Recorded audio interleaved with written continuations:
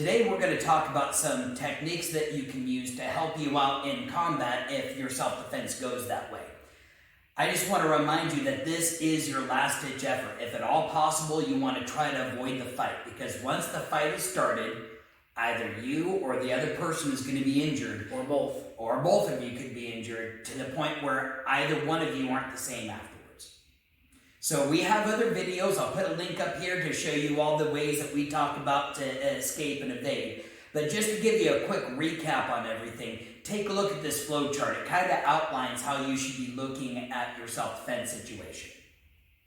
You'll notice that it starts off at condition yellow. When you're out in public, you should never be relaxed in condition green. You should always be in yellow, which isn't a high alert. You're just aware. So you'll notice at the first point, you notice a threat indicator. So you have to decide right off the bat, is this a threat that you can avoid? If you can, escape the situation. Otherwise, maybe you can't avoid the threat. Maybe it's right on top of you. Maybe it's somebody else being hurt and you can't just stand by while all of a sudden you're now going into condition orange. That threat has now just increased in level. So now you've got a couple options. You have to take action though. Your first action is to try to de-escalate the situation. Sometimes through the process of de-escalating the situation, you might end up right back into your defensive position again. Otherwise, after you're done de-escalating, you want to make sure you escape it altogether. Outside of being able to de-escalate it, if it's a serious situation, you might have to move directly into preemptive attacking, which is what we're going to be talking about today. If you decide to preemptively attack, you have to attack until that threat is no longer a threat. Once they're not a threat anymore, you got to go right back to escape. You notice how all of our options are ending at the same point, trying to get out of there? Worst case scenario, you'll notice at the bottom is reactive. Hopefully you're never at the reactive point, but maybe the threat was there and you didn't notice it. If you're reactive, you still have to go through that same process. You're going to use your techniques until the threat is no longer there, and then you got to escape. You got to get out of there. So let's start off talking about what it means to preemptively attack.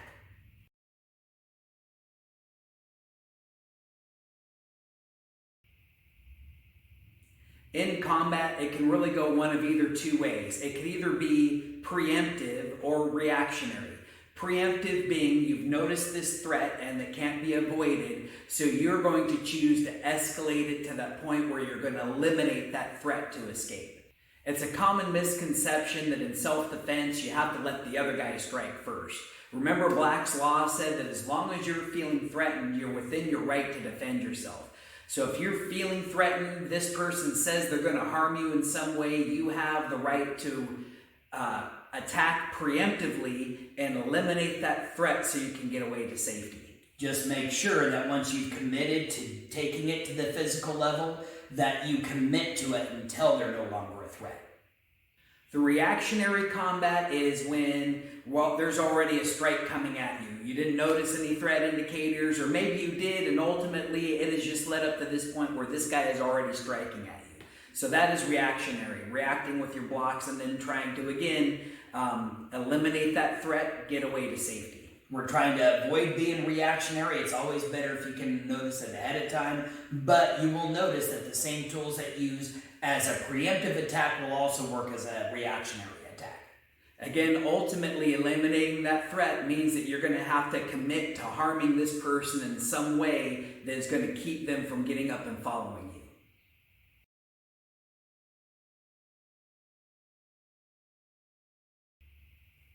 Let's talk about how to build a combo. There's a couple of exploits in the human body that we can take advantage of. Like, did you realize that the right side of our body is controlled by the left side of our brain? And the left side of my body is controlled by the right side of the brain. So automatically, if I split my combos between striking towards one side of my opponent and changing to strike to another side of the opponent, their brain has a hard time keeping up with it. Outside of that, we've also broken up the body in our striking category to 3 different sections. The high section, which includes the head, the neck, the throat, and the shoulders. The middle section, which includes the chest, the stomach, and the groin. And the lower section, which includes the groin and the legs all the way down to the feet. So now if you talk about not only changing your zones from the right side to the left side of your opponent, you want to change between a high section to a low section, and maybe back to another high section and then a middle section. If you keep changing what side of the body and what section you're attacking, you're going to keep your opponent changing what part of the body that they are protecting. So you're just going to make your choice by what they open up. Ultimately, don't be that monkey with the hand stuck in the cookie jar, repeating that same attack over and over, because once the first one hits, they're probably going to cover, and then any other attack to there is going to be pretty ineffective.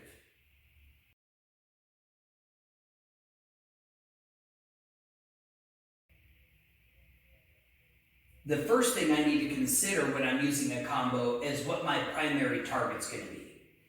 Now remember, you have three different zones to attack to. I can attack the high section, the middle section, or the low section. The very first section I attack is going to depend on what my opponent's giving me. If he's being really aggressive and he's eyeballing me and his hands are coming into my personal space, if I try to strike high right now, he's going to block it. He's going to back away because he's going to see it. If he's looking up high, I've got to pick the opposite. Up high, down low is the opposite. So this might be my very first target. Now, if I'm going for a low target, you'll notice I even just swung my hand down there. His reaction was to protect the groin. I'm not necessarily trying to knock him out with it. I'm trying to get him to open up something else for me. So while I'm shooting at the groin, I want to try to keep him at a distance. If I can keep him at a snap kick, that'll allow me to be able to rein in my palm strikes as a high section. Notice I changed from down here to up here. Now, as I'm doing my high section strikes, we talked about this before, I want to try to avoid the nose and the mouth. If I can get under the chin, that's okay. If I can get straight into the eye, either with my hand, my thumb, or a finger, either of those is going to cause him to change his reaction and maybe bring his hands up. His hands come up. I now maybe have a different target I can go for. I can start reining in my knees down low. Now, on top of that, I want to change my angle. So in the combo we've done so far, he's coming into me. I try to stop him from out here. I come in with my hammer fist, but now I'm in a little bit closer. I might hold on to him and then start doing these. And you'll notice how I change. I'll do one side then the other. And then if he drops his hands, I'll do one side then the other. Then I'll come back down low again. The more you can change between high, middle, and low, right and left, the more you're going to confuse him and keep him on his toes. We're going to go ahead and build our first combo. In this case, we're starting at a long range. He's not grabbing me just outside of striking distance, except for my foot. My leg is a little bit longer. So I'm starting this combo with a kick, likely to the knee if I could get that to go backwards, or the groin. Either way, that got him to drop his hands. Once I start with this low strike, I'm then going to follow up with two high strikes. Now this right here, what I started with was a palm strike that could also be a hammer. But now that his hands are up, now I can give him a knee down low. And you notice with that opened is now I can try to strike to this collarbone, or as I'm holding the head, I can grab the back and repeatedly strike with that hammer. If he's still standing, if he hasn't been eliminated, I can try to push him to the ground and then get away. Let's go ahead and put that combo together a few times. So I'm starting already from my fighter's triangle. My hands are up, I'm in this defensive position. I'm starting with my snap kick. I'm going to do two palm strikes, deliver that knee, and then a hammer strike. And I can repeat that hammer strike as many times as I need to till the threat's eliminated. I'm going to do it 1, 2, 3 times. I'm holding the back of him while I'm nailing in that hammer. So let's put all that together. Ready? Snap kick, palm strike, knee, hammer. All right, so that hammer could also be changed to an elbow strike 3 times. 1, 2, 3 on the elbow strike. I'm still holding on to him while I deliver that elbow. Bony part of the elbow, right on the front. I'm trying to hit him anywhere in the face. So let's do that again. This time it's going to be snap kick, 2 palm strikes, knee strike, elbow, elbow, elbow. That elbow could also, now that I've hit high, I could change that to a knee. In which case, holding on to him, I deliver 1, 2, 3 knees. Again, it doesn't have to be 3. I can repeat, go back and forth as many times. Ultimate goal is to eliminate that threat so that I can now get away. So let's try that one more time, this time with our knees. We're going to go snap kick, 2 palms, knee strike, hammer fist, knee, knee, knee, push him down, get away. Now you can also reverse that combo and it can be still very effective. Again, my very first target, I got him to be looking at what is open. So if he's approaching me and his hands are down, I might step into my fighting stance and I might go for that face first. Look at how far his hands were down. Once his hands have come up, at that point, if I'm close enough, I'll kick. But if he's close that distance, I'll move to my knee strike down low. Look, his hand has changed again. So now I'm back to either using my hammer fist on his head, on his collarbone, or using my elbow. If I hit with the elbow, if I hit with that hammer fist and his hands come back up, I'm right back to driving my knees into him again. He comes down to block my knees, I'm right back to using my hammer fist on him again. So you can see the combo worked the same way, starting with my hands as it did starting with my feet. Let's try that combo a couple of times. So I'm going to start from my feet being parallel and my hands up in a non-aggressive position. And what I want to do in a preemptive strike is get my body weight behind it so my very first strike has as much power as possible. So I'm going to step into that first palm strike and then follow up with that second palm strike. That second palm strike, once it's hit, I'm going to be able to grab so I can drive my knee strikes in. His hands drop down, I'm going to follow up with as many hammer strikes as I need. Let's try that all together. Starting from ready stance, stepping out. Head first, knee strike, 1 or 2, hammer fist. Until they're down, push them, get out of the way. Outside of following up with hammer fist, we can use our elbows. So for instance, I'm starting from my ready position. I'm feeling threatened. I'm going to take the first attack. I step in for my 1-2. I drop my knees in, and then I can start reining my elbows in, and then even changing to a hammer fist on the other side if I need to.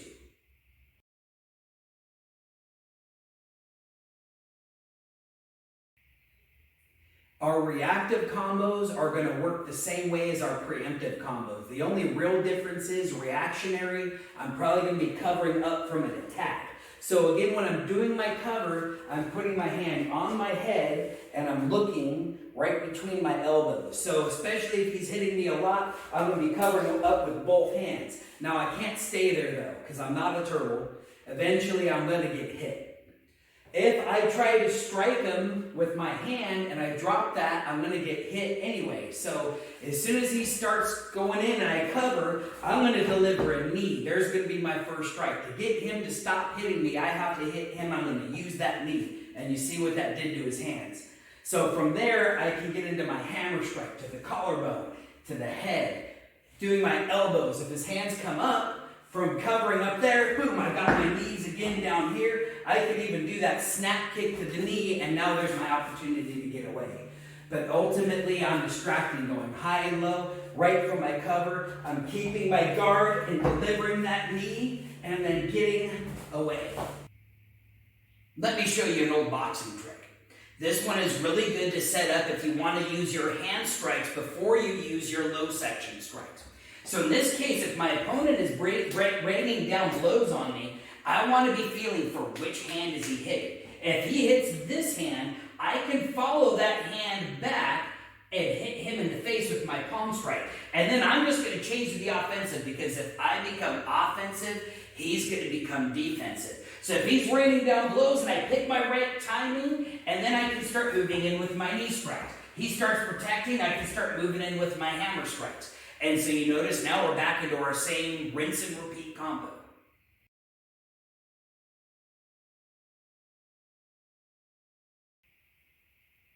All this time we've been talking about getaway, escape. We just wanted to expand on that a little bit. We're not talking about running away.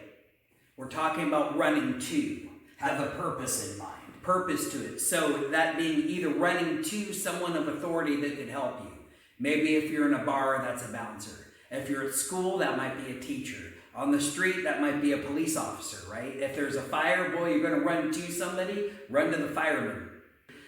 Or just getting to a place of safety. Maybe that's out of the building, or getting into your car and driving someplace safe where there's people.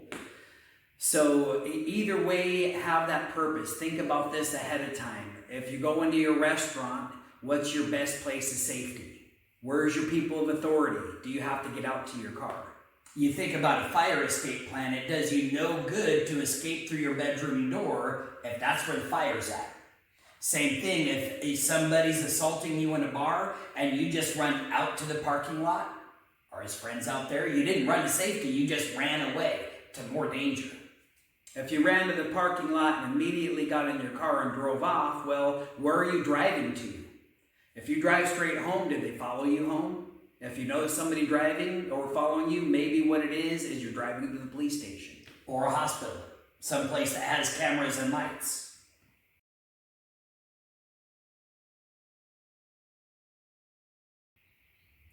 In conclusion, when you recognize a threat, your primary goal should be escape, evade that threat.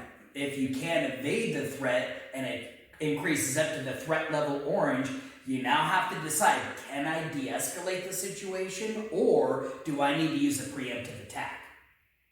You want to try not to let it get to reactionary. Reactionary is more of a chance that I'm going to be injured. So if I can keep it preemptive, then that's going to hopefully less damage to myself. But either way, my goal is going to be eliminate that target to where they can't hurt me anymore. I have to commit to that. And then at that point, get away to a person of authority or to a safe place.